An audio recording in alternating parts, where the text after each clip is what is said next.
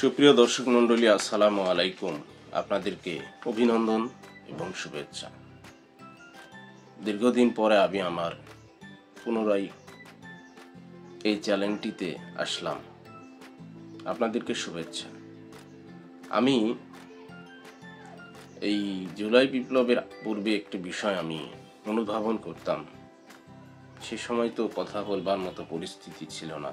যাক, এখন আর আলহামদুলিল্লাহ, আল্লাহ তাআলা আমাদের সবাইকে কথা বলার মতো পরিস্থিতি সৃষ্টি করে দিয়েছে। তবে একটা বিষয় বলতে চাই,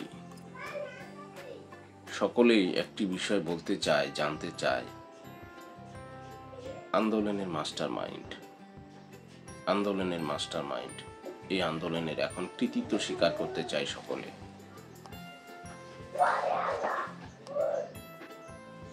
সকলেই আন্দোলনের কৃতিত্ব নিতে চায়।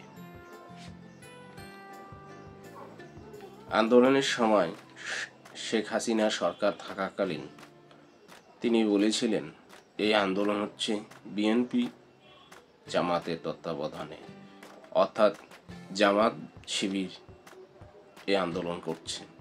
জামাত শিবির এর ষড়যন্ত্রে আন্দোলন চলছে।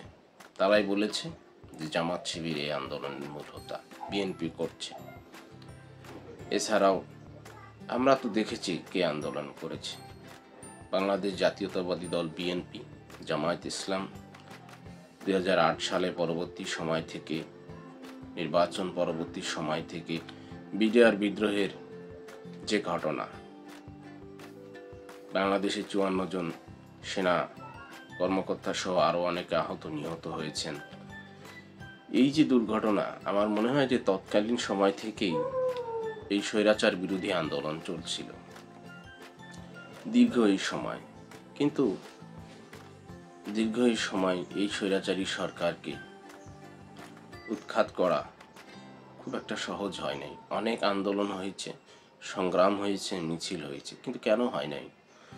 নিশ্চয়ই আল্লাহ চায় নাই, এই জন্যই হয় নাই। এখন সবাই শুধু জানতে চায়, দাবি নিতে চায়, এই আন্দোলনের মাস্টার মাইন্ড, নেতৃত্ব দানকারী, মানে স্বীকৃতি নিতে চায়। এটা নিয়েই সকলে ব্যস্ত ভাই।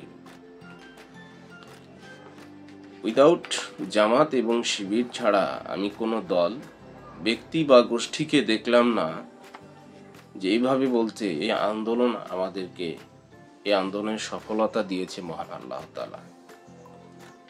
তাদেরকে আল্লাহর শুকরিয়া আদায় করার খুব একটা যে প্রভাব বা একটা অ্যাকনলেজ করা খুব কম লক্ষ্য করা যাচ্ছে। এই আন্দোলনে সবার অংশগ্রহণ রয়েছে। বাংলাদেশের এই স্বৈরাচারী উৎখাত আন্দোলনে সকল শ্রেণী পেশার মানুষ, শিক্ষক, ছাত্র ছাত্রী, কৃষক, শ্রমিক, আবাল বৃদ্ধা বনিতা, সকল স্তরের কর্মচারী রয়েছে। এবং আন্দোলনের বিরোধীতেও সব শ্রেণীর মানুষের বিরোধিতা রয়েছে। যারা বিভিন্ন শ্রেণী পেশা থেকে আওয়ামী লীগ করতেন, তারাই বিরোধিতা করেছে, এবং আওয়ামী লীগের যারা শরিক ছিল তারাই এই আন্দোলনের বিরোধিতা করেছে। তবে যাই হোক, আন্দোলনের স্বীকৃতি নিয়ে আমি ধারাবাহিকভাবে পর্ব করব। কে কে ছিল, বিশেষ করে বলতে হয় যারা প্রবাসী বাংলাদেশের বাইরে আছে, তারা কিন্তু খুবই গুরুত্বপূর্ণ ভূমিকা পালন করেছে। আমরা এভাবে দেখতে পারি সকলের একটা গুরুত্বপূর্ণ ভূমিকা ছিল। যে প্রবাসীরা তাদের রেমিটেন্স পাঠানো বন্ধ করেছিল, তখন আপনারা দেখেছিলেন যে মন্ত্রী জুনাইদ হোসেন পলক কিভাবে কান্নাকাটি শুরু করেছিল। যাই হোক, এই আন্দোলনের অবদান সকলের রয়েছে। আসুন আন্দোলনকে আমরা এই ধারাবাহিকতা অব্যাহত রাখি, এবং এই নিয়ে স্বীকারোক্তি নিয়ে কে কি করলো, যে আমি করলাম এর ফোকাসে নিয়ে তর্ক বিতর্ক করা দরকার নাই। আমরা সবাই করেছি, এটা অস্বীকার করবার মতো কোনো সুযোগ নাই।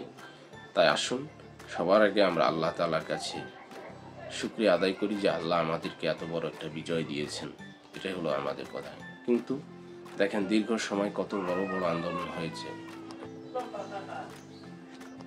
কত বড় বড় আন্দোলন হয়েছে, কিন্তু বিজয় আসেনি। কাজেই একটি জিনিস বা একটি বিষয় লক্ষ্য রাখতে হবে যে শুধুমাত্র আল্লাহ চেয়েছে বলেই আমরা বিজয় লাভ করেছি। ধন্যবাদ।